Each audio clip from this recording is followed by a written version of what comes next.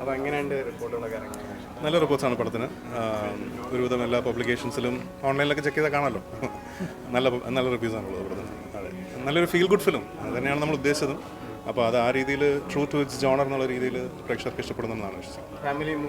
Family മൂവിയാണ്, ഒരു family movie തന്നെയാണ്, ഒരു ഫീൽ ഗുഡ് ഫാമിലി മൂവിയാണ്.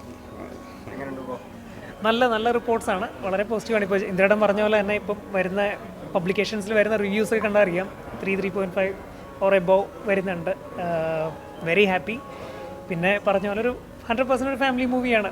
അപ്പം ഇവനെ പോലുള്ള കുട്ടികൾ പോലെ ഇന്ദ്രേട്ടനെ പോലുള്ള ചേട്ടന്മാർ വരെ ഉള്ള എല്ലാവർക്കും കാണാവുന്ന അടിപൊളി ഒരു സിനിമയാണ്.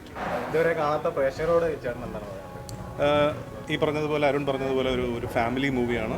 ഫാമിലിയിലുള്ള എല്ലാവരെയും കൂട്ടി ഒരു നല്ലൊരു ഫീൽ ഗുഡ് റിലാക്സ് ചെയ്ത് കാണാൻ പറ്റുന്നൊരു പടം വേണമെങ്കിൽ നേരെ തിയേറ്ററിലോട്ട് വിട്ടോളൂ. മാരുവിലും ഗോപുരങ്ങളോടുന്നില്ല.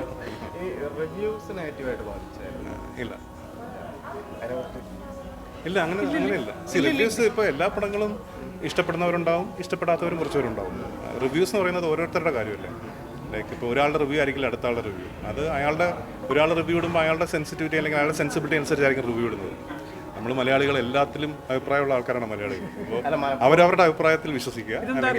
സോഷ്യൽ നല്ല സിനിമ മനഃപൂർവ്വം ഇങ്ങനെ ഇല്ല, അങ്ങനെ ചിന്തിക്കേണ്ട. കാരണം സോഷ്യൽ മീഡിയയുടെ കാലഘട്ടമാണ്, സിറ്റിസൺ ജേർണലിസത്തിൻ്റെ കാലഘട്ടമാണ്. എല്ലാവർക്കും അഭിപ്രായങ്ങളുണ്ടാവും പറയാനായിട്ട്.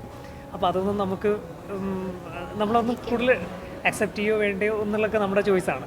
അപ്പോൾ അതിലൊന്നും ഒഫൻഡഡ് ആയിട്ട് യാതൊരു കാര്യമില്ല. ഇനിയുള്ള കാലഘട്ടം അങ്ങനെയാണ്, സോഷ്യൽ മീഡിയയുടെ കാലഘട്ടമാണ്. എന്തായാലും താങ്ക് യു.